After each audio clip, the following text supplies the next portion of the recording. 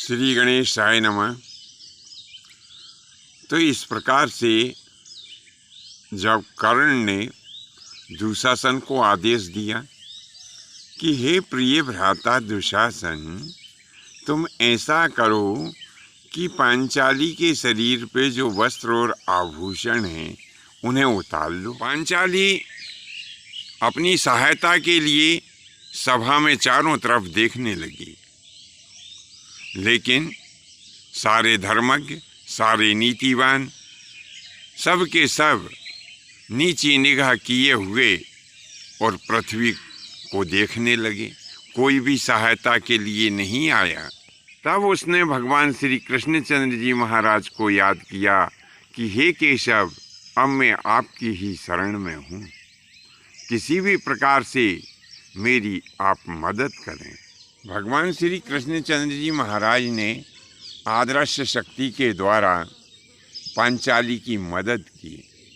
क्या हुआ कि जैसे ही दुशासन पांचाली के वस्त्र और आभूषण उतारने के लिए आगे बढ़ा, वैसे ही एक बड़ी ही अद्भुत घटना घट गई। दुशासन ने जैसे ही पांचाली के वस्त्र को हाथ लगाया, वैसे ही वह मूर्छित होकर के पृथ्वी के ऊपर गिर पड़ा, बेहोश हो गया। उसे अपने शरीर की कोई भी शुद्ध नहीं रही।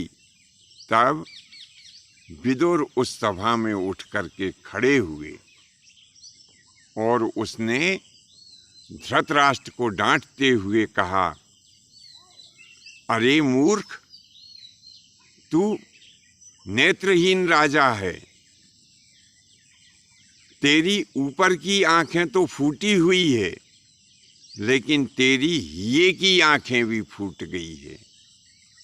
आज मुझे अपने उस पूर्व की प्रतिज्ञा के ऊपर बड़ा पछतावा हो रहा है, जब मैंने यह प्रतिज्ञा की थी कि मैं जीवन भर हस्तिनापुर की जो राजगादी है उसकी सेवा करता रहूँगा।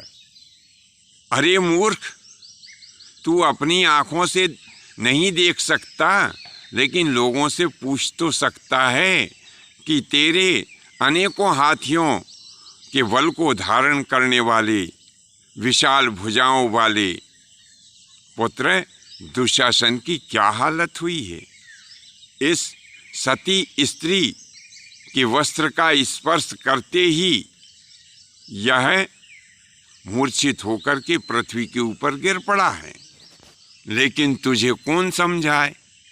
अरे तू तो मन में मेरी बात का भी मजाक उड़ा रहा होगा कि विदुर तो चाहे कुछ भी कह देता है, कि जब दुशासन इसके केस पकड़कर खींच कर ला रहा था, तब इसके सतीत्व ने इसकी रक्षा क्यों नहीं की। तो हे बुद्धिहीन धृतराष्ट्र, मैं तुम्हें ये बता देता हूँ कि उस समय भी पांचाली को क्रोध नहीं आया था। जिस समय दुष्ट दुशासन पांचाली के केस पकड़ करके खींच रहा था, उस समय भी इस देवी ने इस दुष्ट को क्षमा ही किया है। केस पकड़कर खींचे जाते समय भी वह देवी इसे अपना देवर और छोटा भाई ही समझ रही थी, लेकिन जब इस पांचाली को सभा में लाया गया तो पांचाली समझ रही थी कि सभा में कोई अनर्थ तो होगा नहीं, क्योंकि वहाँ पर बहुत से धर्मात्मा, नीतिवान तथा न्यायप्रिय लोग विराजे हुए हैं। पर द्रौपदी यह नहीं जानती थी कि तुझ जैसा नेत्रहीन और बुद्धिभ्रष्ट राजा यहाँ विराजमान है, तो न्याय कहाँ से हो सकता है। मेरा कहा मान, अभी भी समय है, चेत जाओ, अन्यथा तुम्हारा पूरा कुल नष्ट हो जाएगा। तब द्रौपदी ने भी रोते हुए धृतराष्ट्र और भीष्म पितामह आदि से कहा, हे तात, बताइए, क्या आपकी यही न्यायप्रियता है? क्या इसी को ही आप नीति कहते हैं कि आपके सामने भरी सभा में एक स्त्री को वस्त्रहीन किया जाए? हे पूज्यजनों, आपको धिक्कार है कि आपके उपस्थित होते हुए इतना बड़ा अनर्थ हुआ है। तब धृतराष्ट्र कहने लगे कि पांचाली, सुनो, तुम बिल्कुल सत्य कहती हो। इस सभा में जो हुआ यह सब नहीं होना चाहिए था।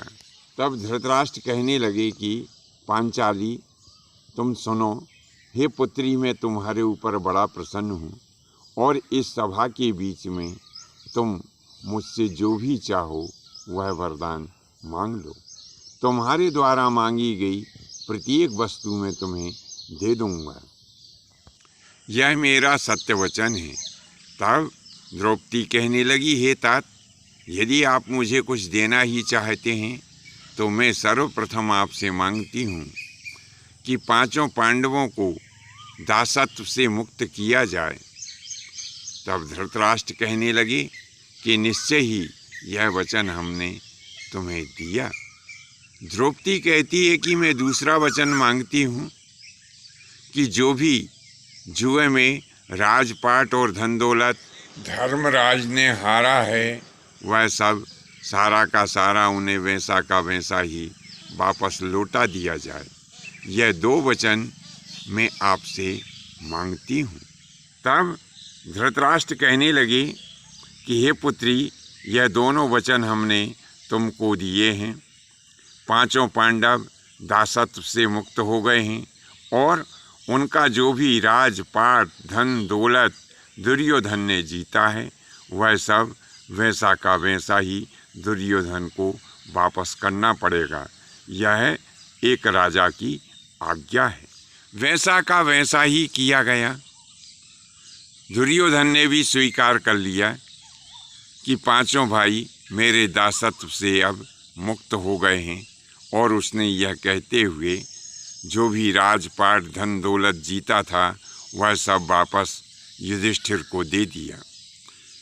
युधिष्ठिर दासत्व से मुक्त होकर के प्रसन्नतापूर्वक अपने रथ के ऊपर सवार होकर और इंद्रप्रस्थ की तरफ उन्होंने प्रस्थान कर दिया।